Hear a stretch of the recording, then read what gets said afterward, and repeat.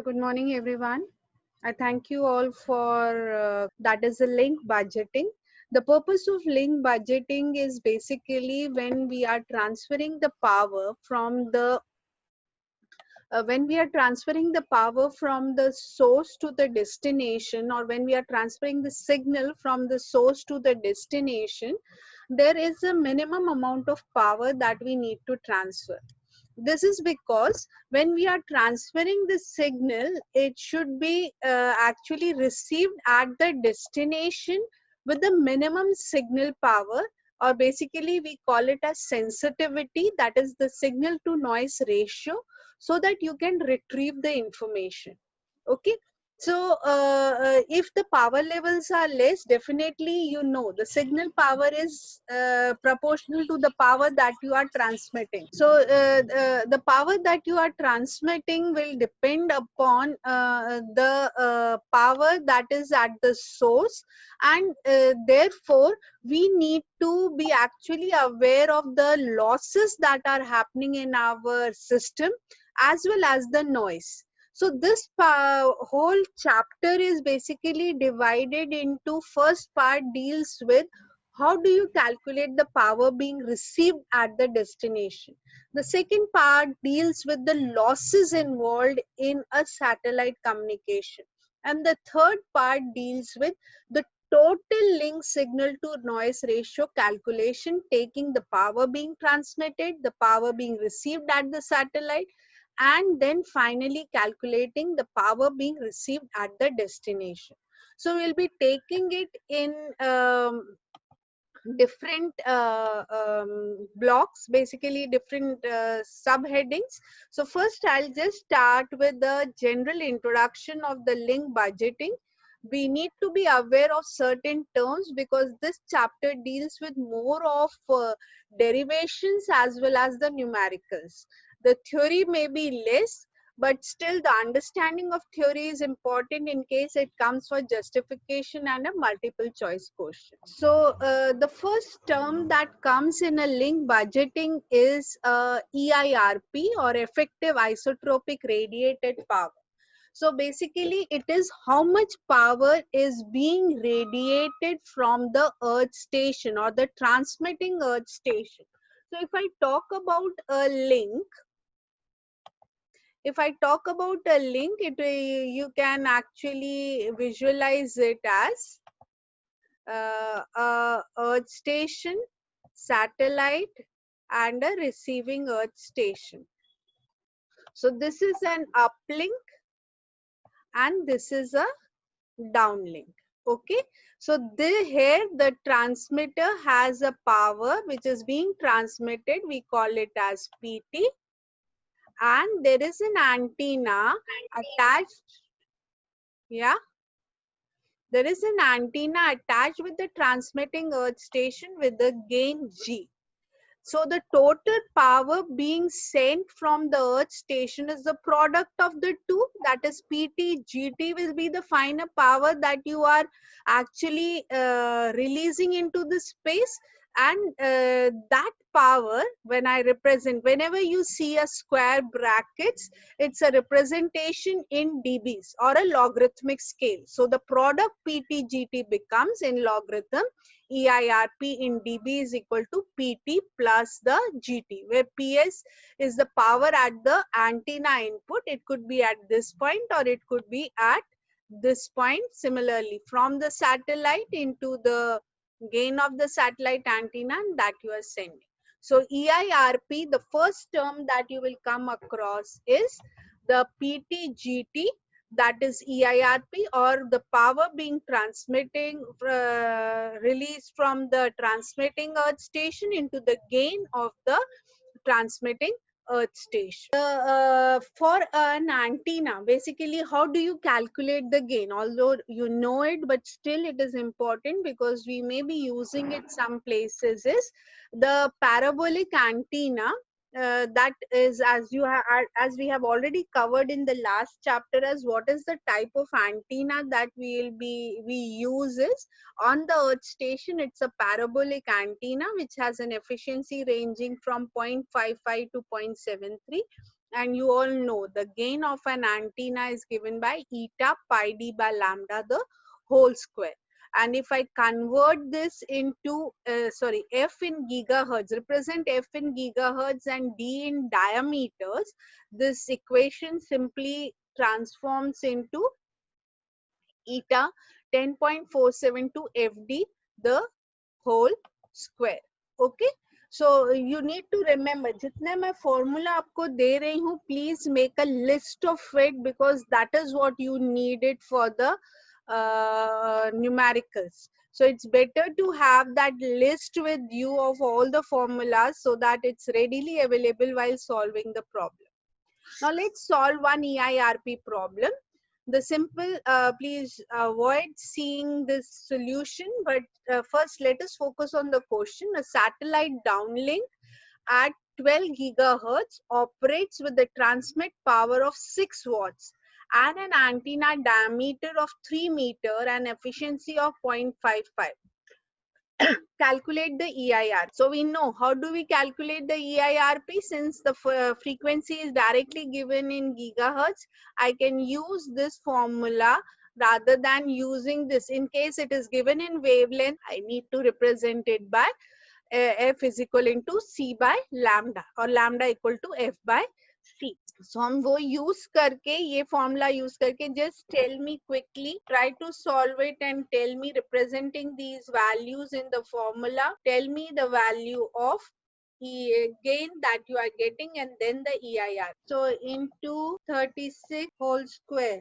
So G is 78.168. In dBs, we can convert the value as 10 log of value. Yeah, I got the two answers. Ma'am, what is frequency? The downlink is at 12 gigahertz. Simply means the frequency is 12 gigahertz, right? What is the EIRP? EIRP मैंने क्या बोला है? It is your power plus the gain. So power has to be converted in dB watts. So 10 log of 6 plus 48.9 gives you 56. So this is the kind of simple problems you may get. This is just one part of a problem. Definitely, as we learn more and more formulas, the complex. Now this is the link that I was showing you in the first slide. Is you have this transmitter. This is the antenna. So power being transmitted is the power being transmitted is EIRP, which is PT into this GT. We call it as PT-GT. Then there are some losses for as per the, because the signal is traveling in the free space. So these losses are called as free space losses and represented as FSL. And they are dependent upon the frequency of transmission. The higher is the frequency, the higher are the losses, right? That is an important thing that we need to remember, is the losses are proportional to the frequency that is being transmitted. So when I say 1412 gigahertz, definitely the free space losses are more than the 64 gigahertz. Now the power being received at this point, had it been an ideal condition that there is no losses, that is, we call it as a lossless medium, the power received will be, yes, what he has written here is the power being received will be nothing, but if it is a lossless medium, it's simply the power being transmitted, that is PT-GT. But what is happening is, when you are receiving at the receiver end, the first thing that you have is a gain of a satellite antenna. So it will be simply, again it's a antenna, so that gain gets multiplied. So PT into the G of the transmitting antenna into the gain of the receiving antenna.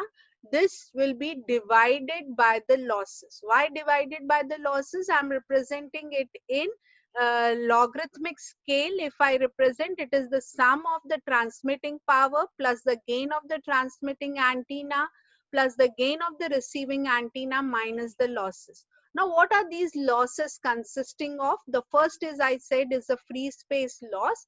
that is simply the depending upon the weather condition. We all have experienced the losses are actually not constant. It may vary depending upon when it is raining, then also we stop receiving the signal.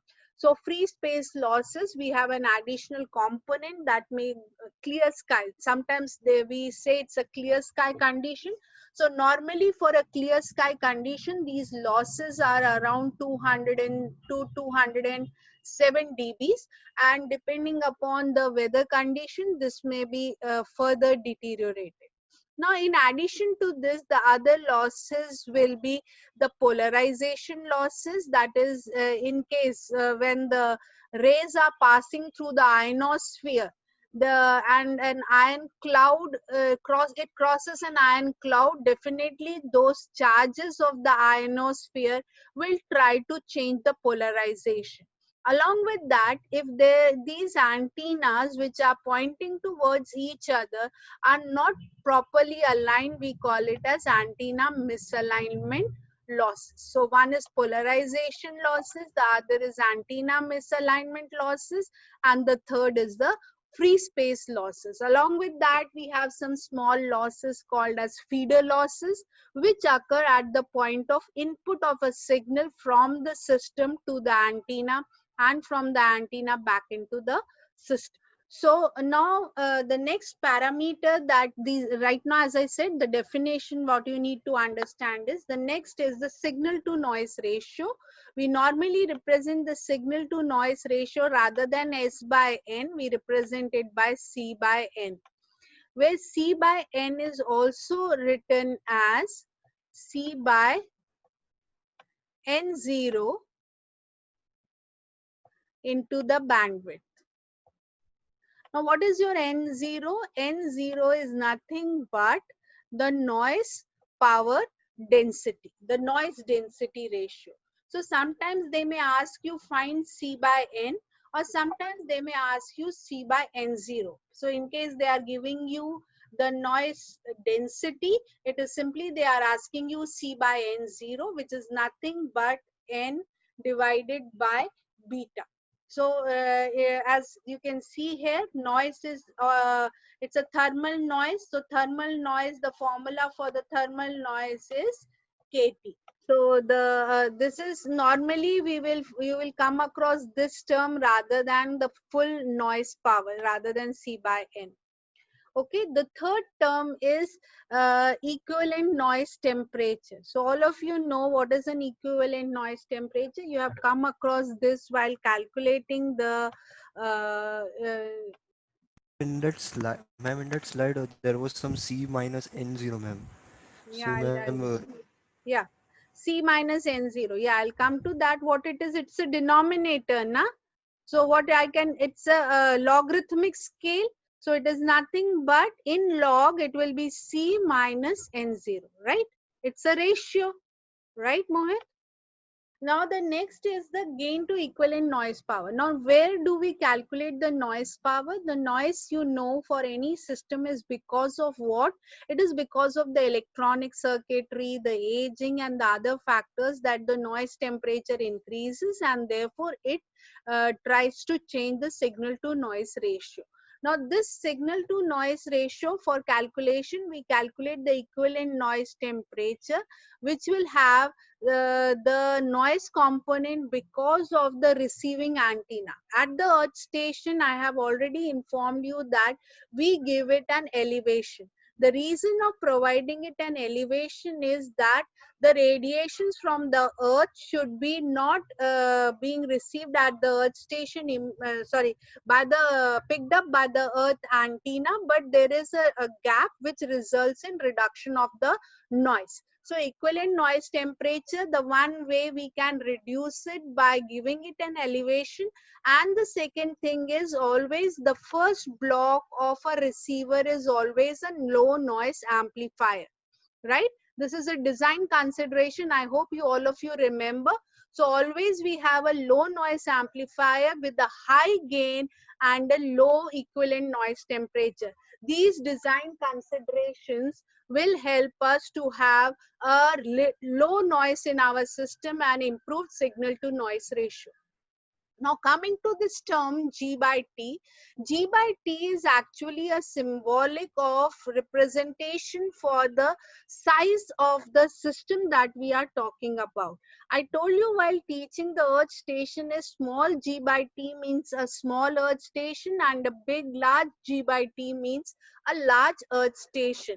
So G by T is actually a indicator of the size of your receiving and the transmitting earth station. Okay, so the gain will be nothing but, in case if it is a single basically a single stage amplifier, the total gain will be nothing but the gain of the antenna plus the gain of the first stage, that is a low noise amplifier.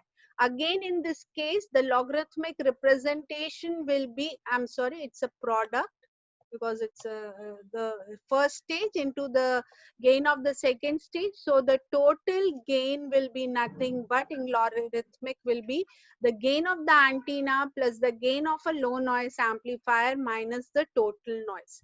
So as I was talking about, the first part of your this chapter is about calculating the losses. Then the second part is about calculating the noise. Then the third part is about calculating the signal to noise ratio. And then finally, we'll be able to calculate the total signal to noise ratio of the link. So I will now, at this point, I'll start with so the first thing I have already told you, the atmospheric gases result in the losses by absorption, right? So one of the major parameter for these absorption is the presence of water vapor in the atmosphere, right? So these presence of these gases, so density, as the density of your atmospheric layer also changes, these atmospheric absorptions also changes. Along with this, since we know that the signal that you are transmitting has to cross the various layers of an atmosphere to reach the earth station, therefore it has to cross, sorry, satellite, therefore it has to actually cross the ionosphere. So one of the important parameter, but how do we calculate it? Now the calculation of these are basically, they are recorded, and we use these data sheets to actually calculate the losses. So we won't be calculating it for any given condition. They will be providing you with the atmospheric losses under the conditions of calculation of the total power being received, and under these conditions they will be giving you the atmospheric losses, that is the absorption losses, the ionospheric losses, as I told you, the depolarization losses. So these will be the terms already provided.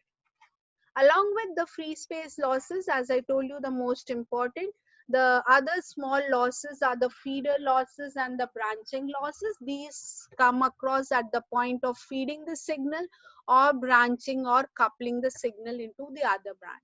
The antenna misalignment, this is because of the axis of earth station and satellite antenna are not pointing towards each other. And this polarization basically may occur because of ionosphere, and the other important reason contributing to the depolarization is the rain.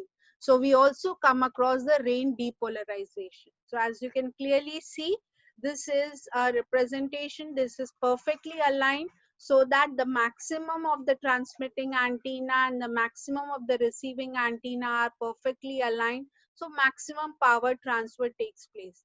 Had it been a misalignment cases, as you can see in this case, it's maybe a not the maximum pointing towards the receiving, and therefore these points are itself the point, or the reason for losses occurring, because otherwise we could have received more power had these antennas been properly aligned. So definitely we can always restrict or reduce these losses by having a mechanism for properly alignment and checking the power being transmitted and received at any point. Now, coming to one more important parameter while doing the link power budgeting is the back off. Now, what is a back off is when you have multiple stages of amplifier, definitely you know the system may enter into saturation. That's a non-linear region. So even if you increase the power, the system is into the non-linear region. But what do you want at any instant is, because you want the system to act as an amplifier, what is the region of its operation? Region of operation of an amplifier is always the linear region. But when we have multiple stages, there are many chances that you may be entering into the saturation region. So what is done is, instead of making the system work at the maximum power, that the chances that it will enter into the saturation, always there is a back off. We call it as an input back off and an output back off, that will help us to always keep your system in the linear region. Because when going into this non-linear region will definitely hamper the performance of your system. And therefore what is done is, whenever you are working at maximum power, we always provide a back off that, or reduce the power level, so that the system is always in the linear region, so that the output is always following the input. So back off is another term that you will come across, which always which will be there at the input point and at the output point. So actual power being transmitted is actually not PTGT, but PTGT minus the back off is what we will be transmitting, so that the satellite system is not entering into the non-linear region. Okay. So please remember the terms changing. We'll come to the final expression.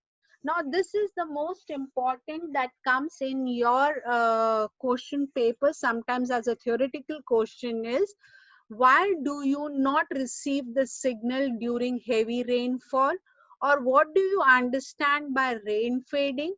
Or how does a signal gets depolarized because of the rain? Now, what is the shape of a raindrop? Can anyone tell me? The small droplets, when it's just drizzling, the droplets are sphere, right? When it is just drizzling, it's sphere or spherical. As the rain becomes heavy, or basically when it's heavy rainfall, these droplets are becoming oblate in nature. This is because of the weight. They no more are able to maintain its spherical shape. Had it been spherical, what happens is any ray traveling through it, it's there. So when it is small raindrops, they are perfect spherical in shape. When they are becoming bigger, they become flat. And in case this rain is also accompanied by wind, they become randomly oriented. Okay. So now how does the depolarization takes place, or what is first thing is the depolarization is, when the any signal, say E1 is traveling through a depolarization medium, what is happening is there is a change in its orientation, and it has an X component, and initially it may be having only say a Y component, but after depolarization the resultant could be somewhere here, and this may result in an X and a Y component. But if it is this kind of polarization is called as cross polarization discrimination. Now in case we have an orthogonal signal, one is aligned along the two signals being transmitted along the Y direction and the other is in the X direction, the depolarization medium, what it will do is, this component E11 will have a component, E1 will have a component along the Y direction and also along the X direction with the name say E12. Similarly, E2 will have a component along the Y direction, that is E22, and along the Y direction, that is E21. So what is happening is, in this case, what will be the resultant in this side? It will be the sum of the two, and in this case again. So what is happening is, you are actually impacting or changing the signal because of this depolarization, and the resultant could be somewhere else for the X component and the Y component, which is actually resulting in some resultant which may not be able to detect. And this is what is happening during the heavy rains with the heavy wind. यहाँ पे क्या है आपका depolarization, यहाँ पे when the signal is traveling for it, the X and the Y direction both are the same, right? So X and Y direction both are same, so the distance traveled by the signal in the X and Y being same, the depolarization is equivalent and the resultant does not change. But when it comes to this and oblate, the distance being traveled in the say Y direction is different and the distance being traveled in the X direction is different, and this results in a depolarization. And this may be more severe when these are randomly oriented, resulting in a depolarization which will have a more impact in one direction, resulting in a complete loss of signal. Is the point clear? This is very important. See, when this is an oblate, so the X and the Y distance being traveled is different. So initially it had a Y component and a horizontal, vertical and a horizontal, and this was the resultant with an orientation of tau. But after passing through this depolarization medium or a raindrop, this components in the Y and the horizontal direction, the magnitude is changing, resulting in a signal which has got a different polarization, or we have got a different orientation, tau dash. And therefore, when such depolarization is taking place, you are not able to detect the signal. But when it is, say, TV broadcasting signal, where even the loss of a signal may not be so harmful, we can afford to lose a signal. But in certain cases where we want the signal, the communication to continue, how we can do it is by increasing the, if I say place in say Chirapunji, which is say considered to be always having heaviest rain in India, and for a major time, what may happen is you may say that we may not be receiving the signal at any time. So in that case, we use some designed antennas where to a certain grid, say if this is my portion on the earth where I'm sending the signal, these are the region is divided into the grids. Certain regions may have geographically heavy rainfall, and when the signal is being transmitted, so if this is the coverage area and this is the grids that I have formed, and this is the antenna. Normally, if I say it was supposed to transmit, every area is supposed to receive the rays are coming parallel, so the power will be the same.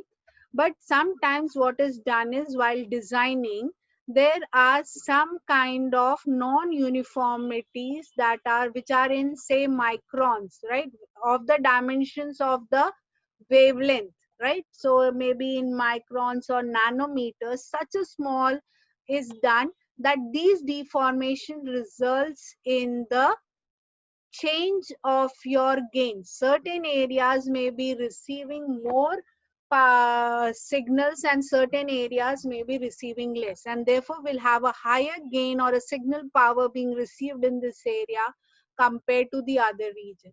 And therefore, in such a way, we design some special antennas or designed antennas which may be looking parabolic to a naked eyes, but actually has small kind of bends or dents actually made in it, so that it is giving you a higher gain in one region, geographical region, but giving a lower gain in the other region to overcome such depolarization or the absorption loss. Okay, so the total loss when you will be calculating is, although I said free space losses, it is free space losses plus the antenna misalignment losses plus the atmospheric absorption plus the feeder losses plus the polarization losses. The free space losses, they are, as I told you, they are dependent upon the frequency. The higher is the frequency, the larger are the losses.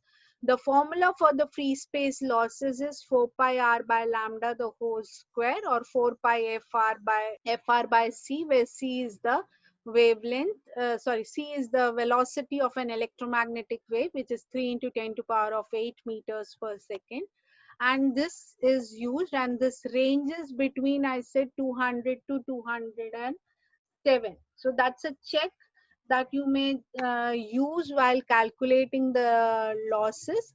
In case the frequency is represented in gigahertz, the formula, it's better to remember only one formula. It's easy to actually apply any value to it rather than remembering multiple formula. Why I have given this is, you may sometimes be asked to derive the free space losses formula equal to this. That is simply changing the units, the formula that you have, changing the units and actually deriving this expression. So I will represent it in 10 to power of 9. Correct? So that 10 to power of 9 will be positive. I'm really sorry. एक बार करके देखेंगे हम लोग. I'll just share my calculator. So what is the value of 20 log of 4 pi by 3 into 10 to power of 9, 12, 9 is 4 plus 10 to power of 7. Are you getting this value? For 20 log of 4 pi 10 to power of 4 by 3 as 92.4.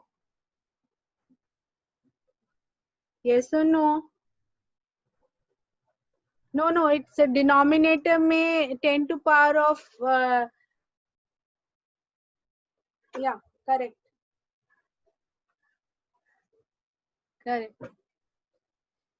Yes. So now we know this formula. So let's do one problem on it. Free space loss at 6 gigahertz with a distance of 42,000 kilometer. If the Earth station EIRP is 120 dB, what will be the received power? Now, what is the received power? Received power is equivalent to, क्या होगा receive power? Normal condition में क्या था हमारा receive power? It was nothing but PT GT EIRP minus losses. Correct. PT GT GR minus losses. So what we will do is, first we will calculate the losses. The losses will be, since other losses, whenever in your problem other losses are not given, we will only take the free space losses.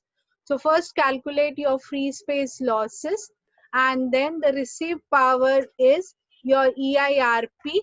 Here we are assuming the gain of the receiving antenna is not taken into consideration, okay? Or else, yeah. Otherwise यहाँ पे एक और term रहता है, that is PT GT तो हो गया, एक GR भी रहता है, that is the gain of the receiving antenna. Right? Let me take it to be some value of say 50 dB. The first calculate the free space loss for this condition, then we will solve the other part. Then we'll come to this, that is PT GT GR, that is PT into GT into the satellite minus the losses. Okay, so first calculate the free space losses. See, are you getting 200 dBs or not? Just put the values. 100 everyone is getting. Now how to convert dB watts into dBm? Yeah, I'll come to that. dB watts to dBm, I'll tell you that. Okay. Now, first is, let us calculate this receive power. Now for this, the receive power, let's go to the next slide, which says that the receive power is the transmitted power into the gain of the transmitting antenna, which is nothing but EIRP, into the gain of the receiving antenna divided by the losses. So the receive power, if I write the receive power in dBs, is equivalent to, so receive power is equivalent to EIRP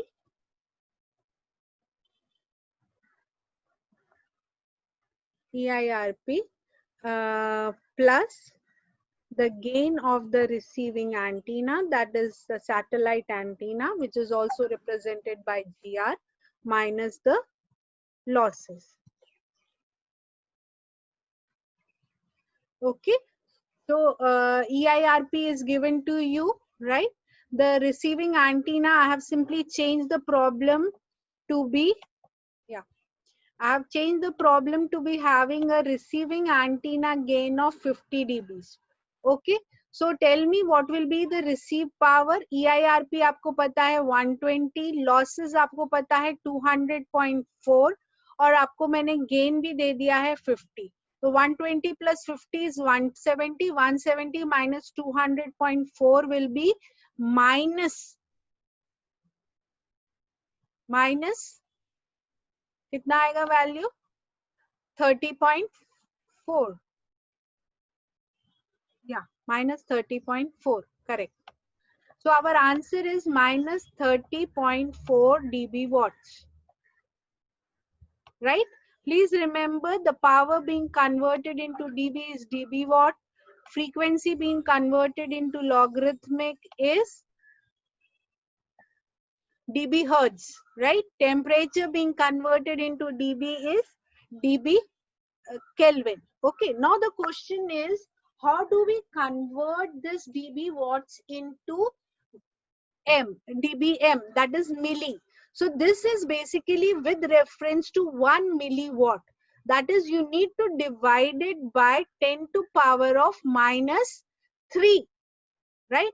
10 to power of minus 3 is nothing but how much? How much?